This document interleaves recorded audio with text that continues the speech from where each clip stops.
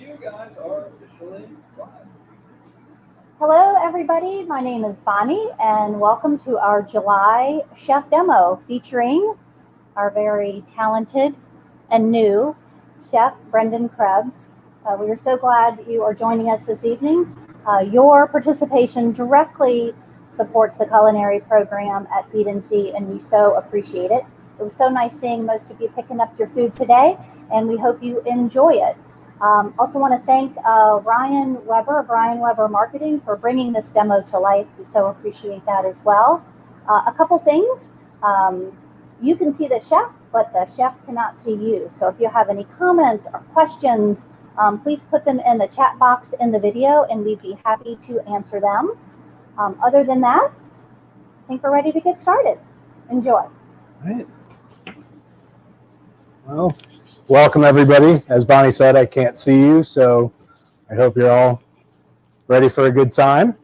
We are going to kick off tonight with a cocktail, but it is going to be for the chicken and not for us to drink. We're going to do a mojito marinated chicken breast for our entree this evening. I'm just going to show you a couple quick demonstrations of what I show some of the culinary students. The quick thing I'm going to show you is how to do a chiffonade of mint. So you're going to take your mint and stack it, and then you just want to roll it kind of tightly and just rock your knife back and forth across until you get nice ribbons.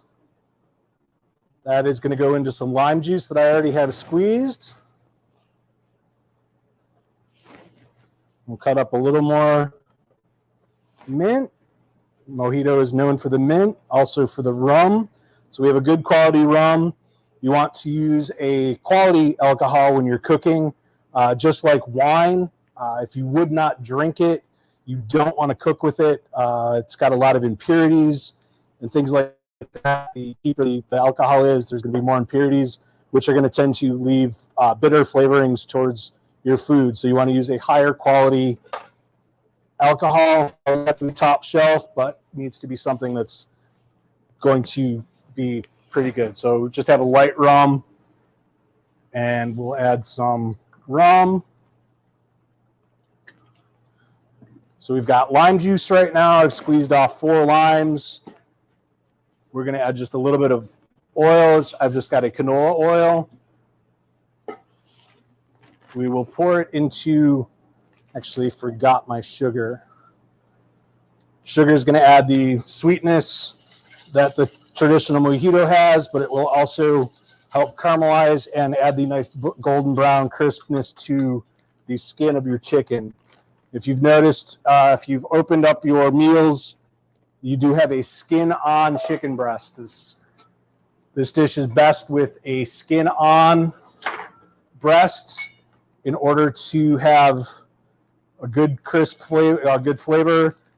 The marinade will add moisture and flavor, but the skin is what's really going to give it its moisture and flavor. So what we'll do is just zip top bag. Make sure everything is evenly distributed.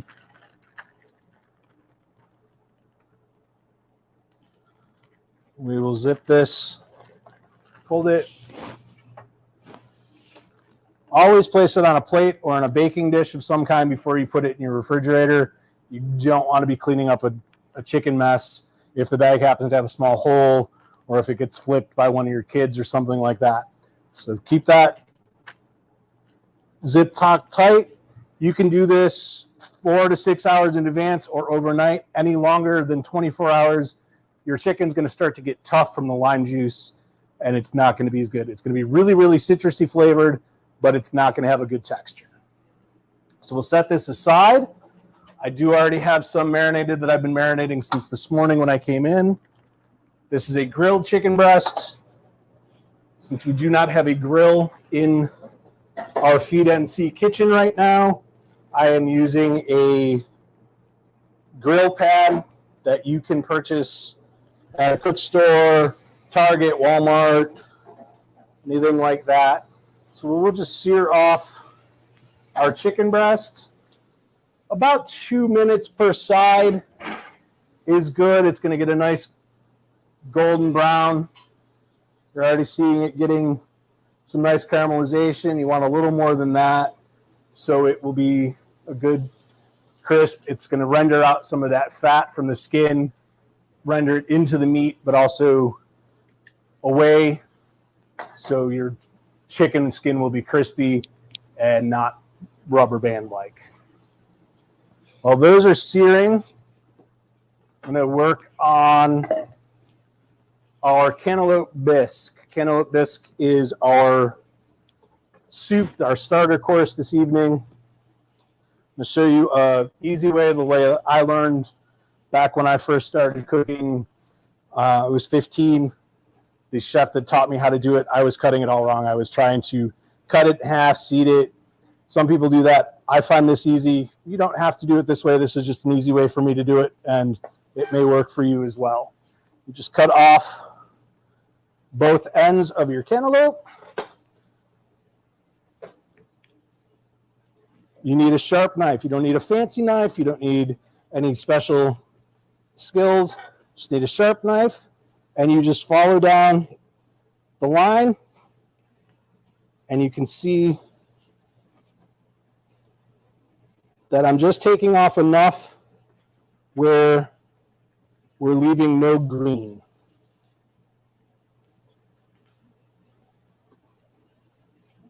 You just want to do this all the way around. Just a nice firm grip on the top and go down the sides of your cantaloupe. This same thing you can do with a honeydew or a small watermelon. Watermelon, if you have a larger watermelon, you can cut it in half and do the same exact thing. So there we go. Just go back, shave off any of the green. The green just has a bitter taste. It's not going to hurt you, anything like that. It just has a little bit more of a bitter taste to it. So we just shave that off.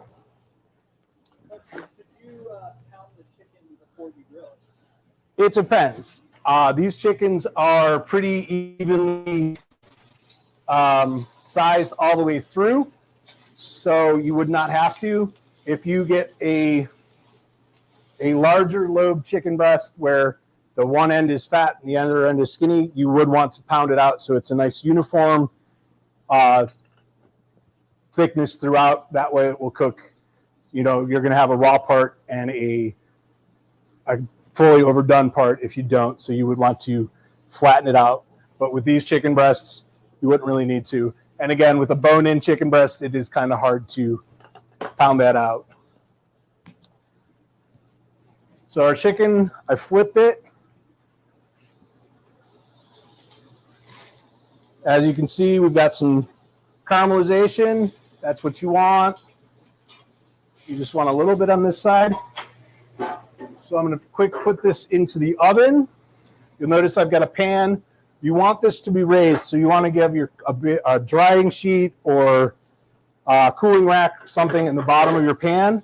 That way your chicken goes on that and not directly on the bottom of your pan. If it goes directly on the bottom of your pan, the heat absorbs through the bottom, and your bottom is going to get cooked faster than your top, and it's going to cook unevenly. So you want full air circulation around the chicken.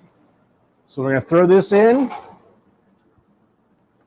That'll take about, in this oven, about 20 minutes we've got it set at 350 or 400. Back to our cantaloupe. Next step is cutting it in half. You just cut it in half. And scoop the seeds. You can use a large spoon like this. You can just use a teaspoon or something else. But you just want to get the seeds out and just that white membrane that's holding the seeds in.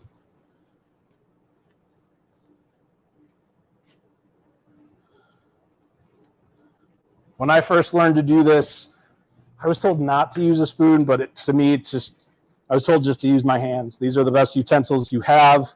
And for certain things, yes, your hands are, but this gets kind of your fingernails under your fingernails and things. So I've adapted to using a spoon.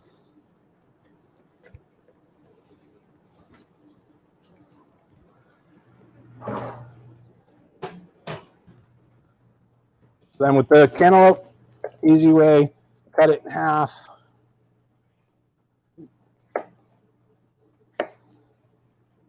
Just like I teach my students, you want to have nice uniform pieces. That way, whatever you're doing, so in this case, we are blending it, but they'll blend more evenly and faster. For cooking purposes, your food is going to cook at a better rate when all of the pieces are approximately the same size. I'm not asking to get out measuring tapes or anything, but we do need to have some nice uniformity. So with that, we're going to take the cantaloupe, put it into the blender. And this is a quick, easy summer dish. It's cool, it's refreshing, there's no heating, there's no cooking necessary. Very, very light. If you like creamsicles, it's very creamsicle-like. The first thing I'm pouring in is some thawed out orange sherbet. Then I have a little bit of Greek yogurt. You want to use the Greek yogurt and not just a plain vanilla or a plain yogurt because the Greek yogurt has more fat content and it's thicker. That's going to add a better consistency. This is just some ginger ale. And the last thing is some orange juice. So we're just going to blend this until it's smooth.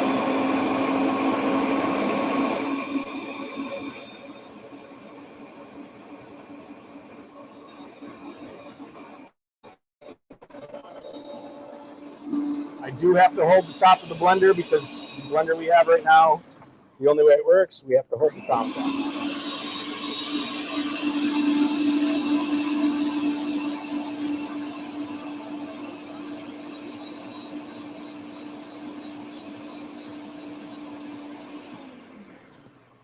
That should be that. We can set this aside. We will plate this with everything else at the end. Set this cantaloupe aside. Lost my mic.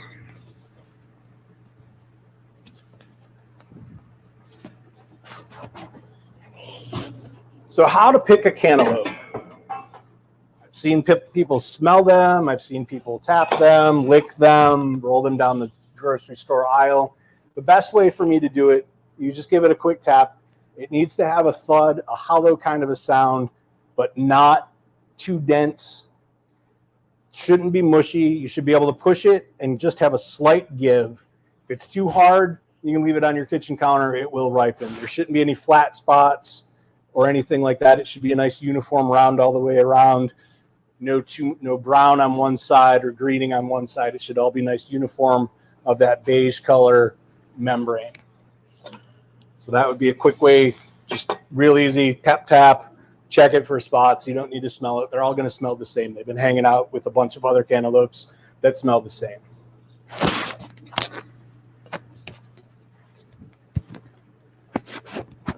So the next thing is the peach salsa that's going to accompany the chicken. I'll just show a quick, easy way to seed a peach. Actually, we'll use a smaller knife. Start at the top. There's the indentation. You just kind of follow the line. You push in until you feel the stone and go work your way all the way around. Give a slight twist. This side is good, no stone. This side still has the stone. So again, start at the top where the stem is, work your way around till you're all the way through again. Just another light twist. Nice quarter. Stone should pop out. There we go. So the stone is out. We're going to cut these in quarters and grill them quickly for the grilled peach salsa.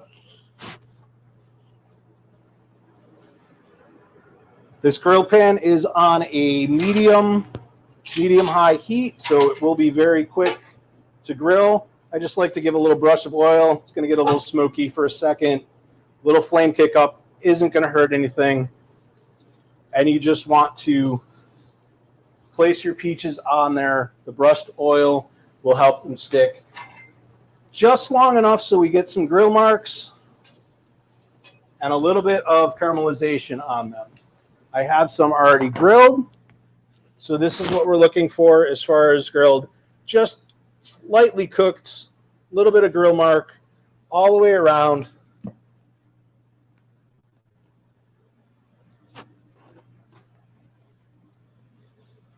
Diced up, I will quickly do some dice.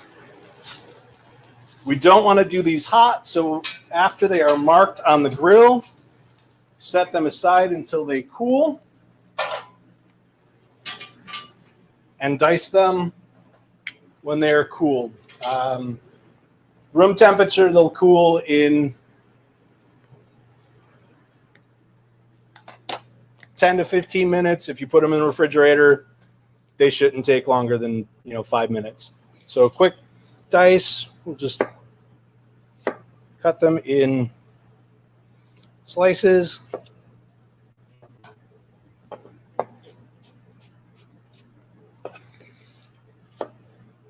These are all cuts that I've been teaching our culinary students. Notice I'm keeping my fingers curled like a claw.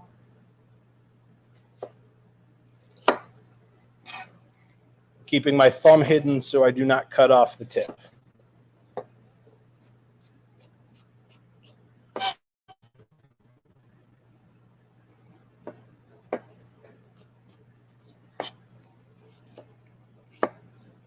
Again, this salsa can be made a day or so in advance, not too much longer than that. The peaches will start to break down. I like to do it if I'm doing this as a meal for the night. I would do it in the morning, probably first thing in the morning, and then go from there. So it's a very simple salsa, but it's got a good amount of flavor. All these are really great, refreshing summertime flavors. Local produce. These peaches came from a farm, I believe it was just outside of Gaffney, South Carolina. The cantaloupe came from my neighbor's garden, and the onions and things came from local farmers. These I'm working with donated vegetables that we've gotten from local farmers. So we've got some red onion. I could not get any shallots, so red onion will work. I know the recipe called for shallots. I have 1 diced jalapeno. I recommended that you wear gloves. It's not going to sting your hands too badly, but when you go to take out your contacts at night, you will regret not wearing gloves. So wear gloves when working with jalapenos or any kind of hot pepper. And if you already use them without gloves, I recommend using a dishwashing detergent, not a regular hand washing soap, something like Dawn or an Ajax, something with a grease cutter, because what is making your hands sting as the oils in the pepper and not any kind of juices or anything like that. So you want to break down the oils. We're just going to add a little bit of salt and pepper. And we are just going to mix this through just till everything's incorporated. Again, this will set up, if you do it now, the flavors are going to be good, but if you let it sit for a few hours, your flavors are going to develop. The peaches are going to absorb the flavors of cilantro, mint that I've thrown in there, the onion, the jalapeno.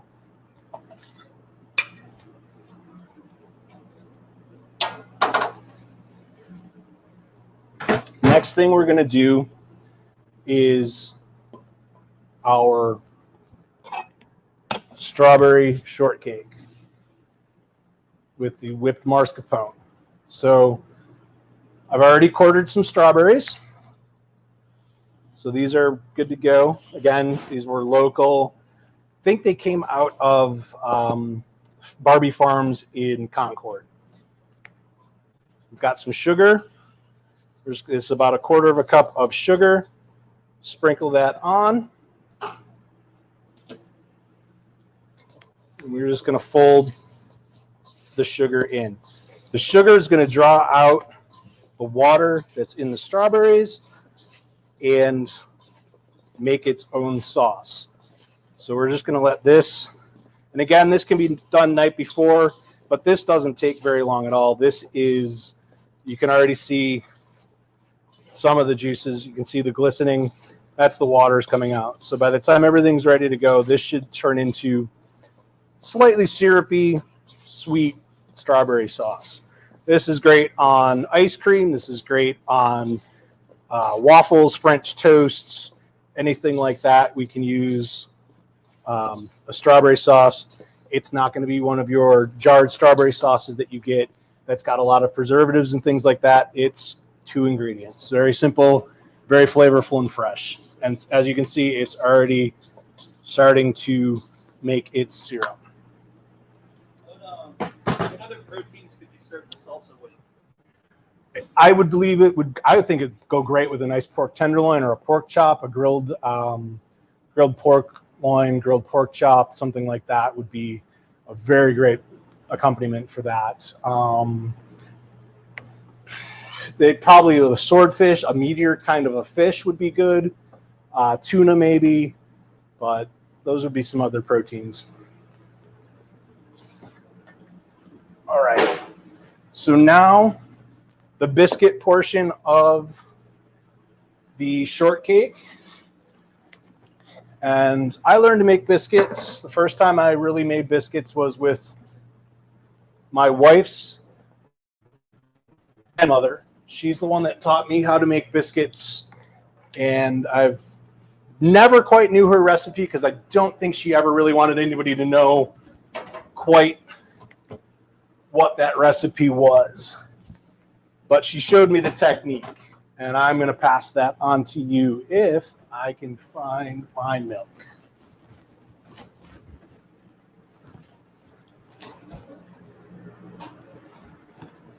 So we've got, right now I've sifted all the ingredients together already: baking powder, baking soda, sugar, and flour. We've got buttermilk.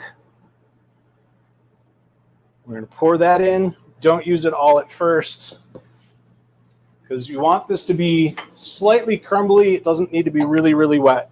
Take a pastry cutter and start just cutting in and working the flour and the milk, the buttermilk together. It's going to be, the consistency you're looking for is kind of wet sand consistency. You want there to be some wet, but you also want just little dry pockets. It's all going to mix together. Similar to pancakes. You don't need to over whip pancakes to make them work. So that's about where we want it. Just a little more milk.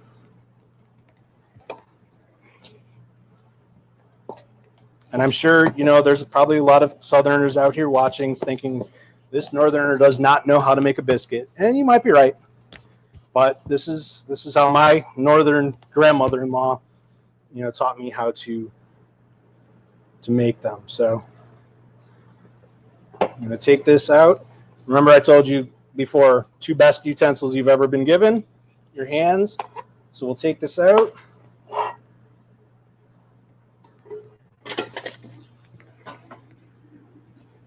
Dust a little flour onto our cutting board.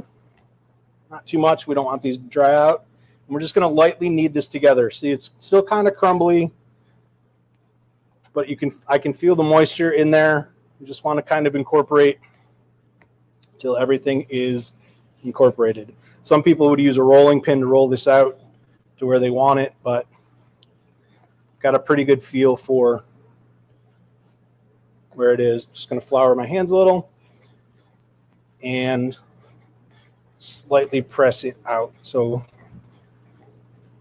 1/2 inch thick or so, and then we're going to fold it in on itself, turn it, press it again, and this is where it's going to develop your layers, where you've got a nice pull apart biscuit. The more times you fold it, the more little layers there's going to be. There's going to be little nooks and crannies. That's going to help absorb your sauce. So again, about 1/2 inch. Fold it again. Turn it.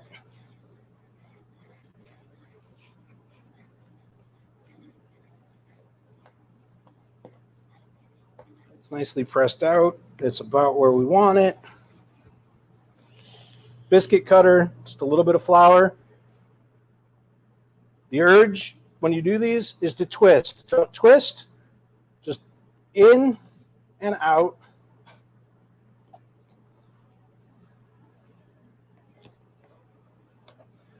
Work your dough around them. Lay them on a lined, got it lined with some parchment paper, lined baking sheet. And you want them to just touch slightly, not right on each other, but just touch them slightly. Probably get a couple more biscuits out of this. If you overwork them, they're going to get tough, so you don't want to do too many, but we can get probably 2 more biscuits out of here.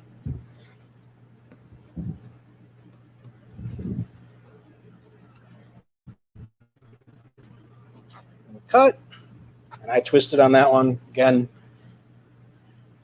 do as I say, not as I do. Don't twist. Got a little buttermilk here.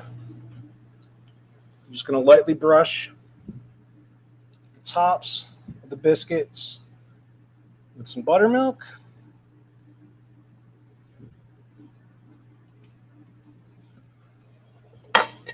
Set this aside. We've just got some coarse decorating sugar. Give a pretty good liberal sprinkling of the sugar on the top.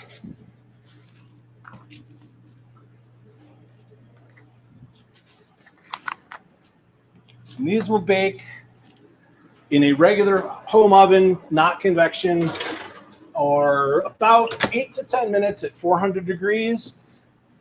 I've got a commercial convection oven, so I've got it set a little lower to 400 degrees, but still it'll take about an 8 to 10 minute time.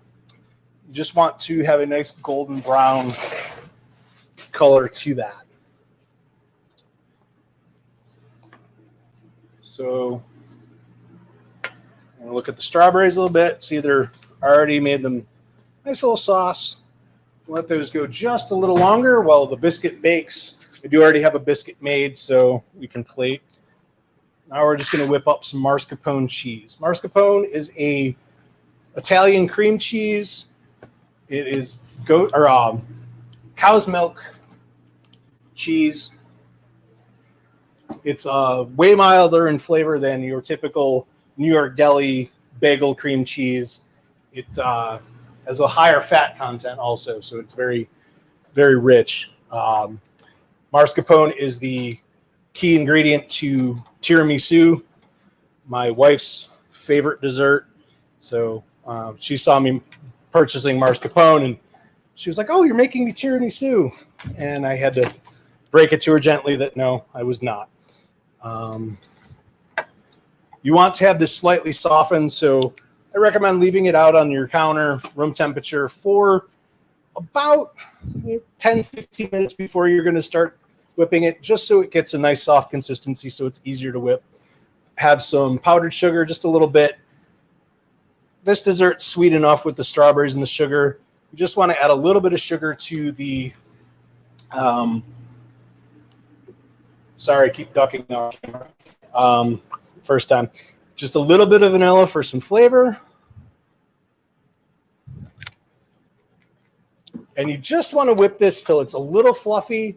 If you do it too long, it's going to start to break and start to look more like a crumbled butter. So just lightly whip it until it gets a little fluffy, and your vanilla and that's about it. Just a quick whip. Your vanilla and the sugar are incorporated. Very simple.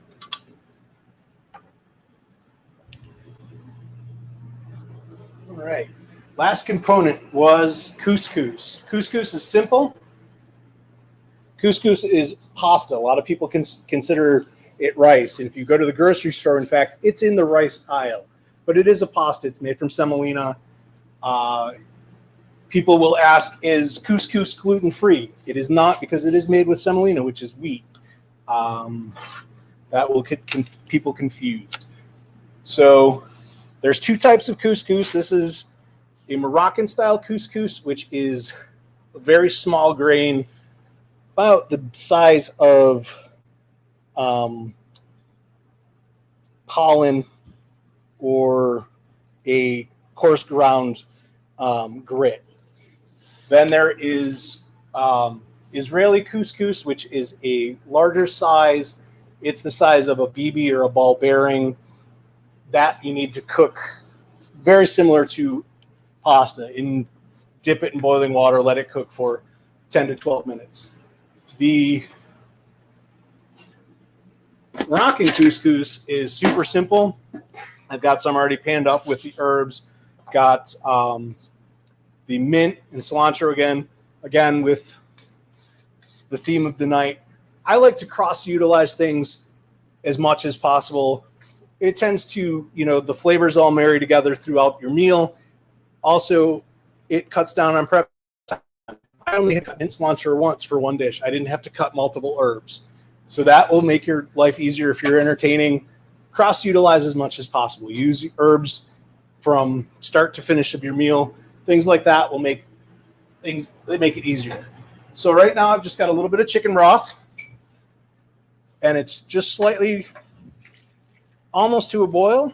You just pour it over the couscous. Cover it, let it stand.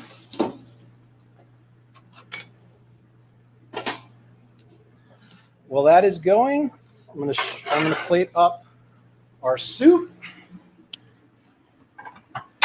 and our chicken.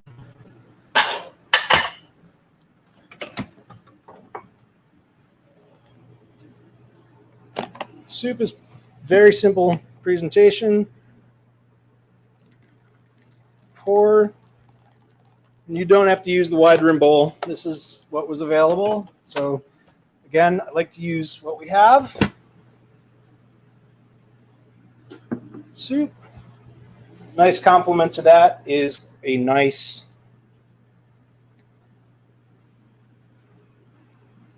orange twist and some mint.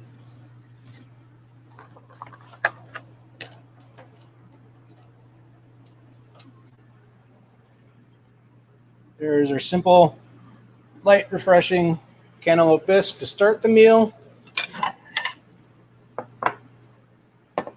Now we're going to end the meal.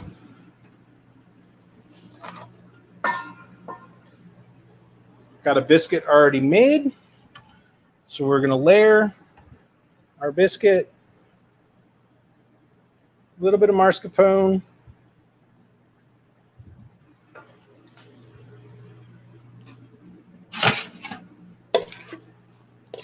see how this is already made? Very nice sauce. Some strawberry.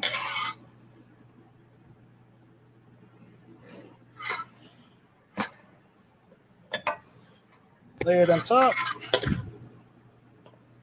little more strawberry over.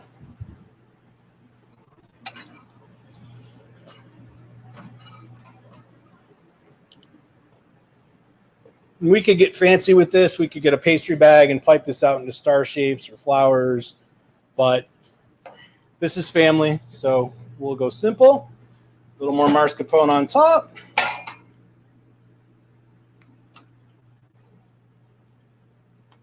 Fresh mint sprig.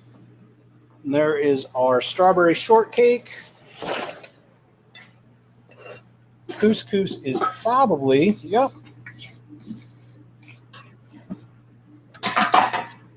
Absorbed most of the liquid already. You just want to fluff it with a fork.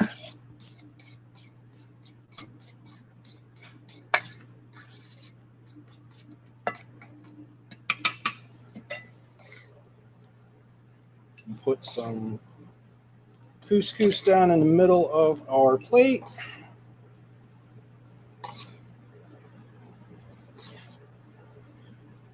A little bit.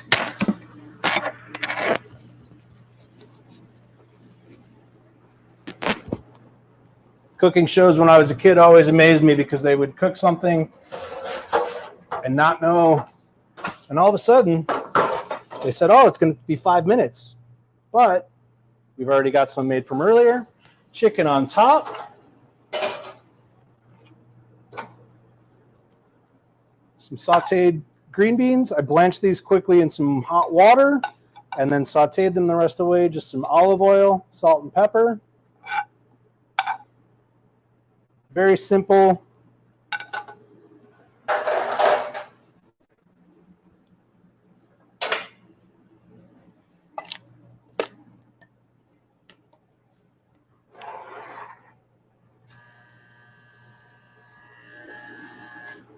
That was our chicken.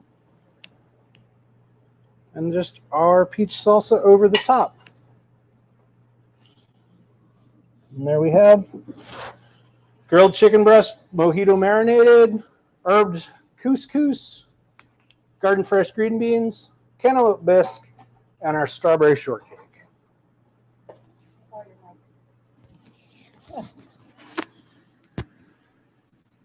This absolutely looks delicious. So, what do you think? Your first demo? How do you feel? I feel okay. I feel I could have had a couple more things in place a little better. I know I was stepping off camera a little more than I needed to. Well, But, I think you did fabulous. And personally, I'm zeroing in on that strawberry shortcake because where one sees dessert, I see breakfast. So, Yeah, absolutely awesome with a cup of tea tomorrow. So, Yeah. again, thank you so much for joining us. Thank you to Ryan. Thank you you. to Chef. Hope you all had a good evening. Please keep with the comments. Let us know how you enjoyed your meal, and we will see you in September. Take care. Thank you very much.